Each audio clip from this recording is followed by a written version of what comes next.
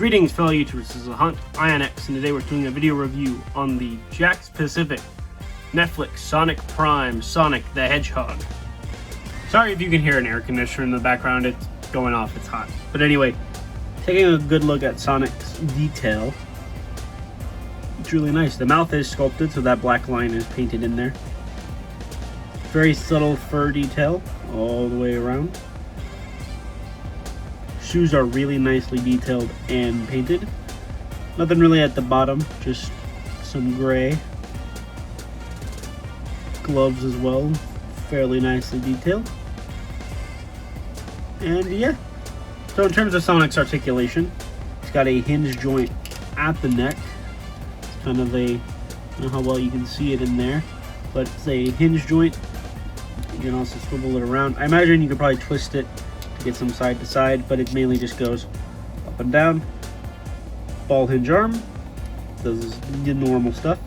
Bend at the elbow with the new kind of Revoltech style joint for the Sonic Prime figures, so it can get you plenty of range, which is really impressive and really cool because these are really sturdy joints.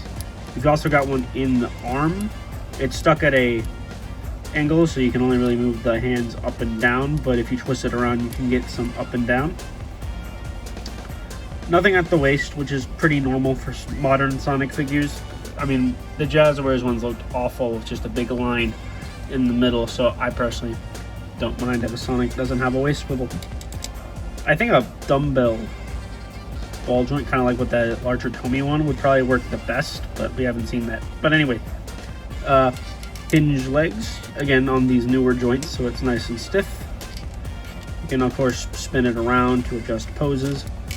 Bend at the knee, and again spin it and swivel it around so you can adjust poses. The ankles are on another joint similar to the neck, well, similar to the rest of the joints, but it's a ball, but at the very end of it, it's hard to see, there's a ball joint that connects to the actual foot, so you can actually get some rocker out of it, so you can kind of get, you know, some rocker. But if you want the best rocker you can get out of it, you gotta twist it around. But yeah, and yeah, that's pretty much it. It's got no accessories, nothing else. It is literally just a super articulated Sonic, and considering we haven't seen that since, like, what, the Jazzwares / Toy Island Superposers, yeah, it's a pretty good figure. It's really powerful and really nice, but we'll get to that in our final thoughts. So move on to the size comparison. So for size comparison, here Sonic is next to the Nendoroid in a standard 4-inch figure with the movie Sonic figure. Lastly, the size comparison I think is the most important. Here he is next to Jazzwares' 5-inch Sonic, Jazzwares' 5-inch Classic Sonic, and Tommy's 6-inch Boom Sonic. And yeah, these all look pretty good together. You can have a little Sonic Evolution group up right there. That's pretty cool to me. So there you go. So you guys have it. That was my video review on the Netflix Sonic Prime Sonic figure. Really solid figure. It has got a lot of really cool joints. It is very fun to pose, and it's the first Sonic figure I have in a long time that can just stand up on his own. Well, unless you're putting him in really wonky poses like I am, in which case you'll need some kind of display stand. But for the most part, in a neutral pose, he stands up on his own. Everything works out fine. It's a really solid figure. It's fun to pose. It looks good. It feels great.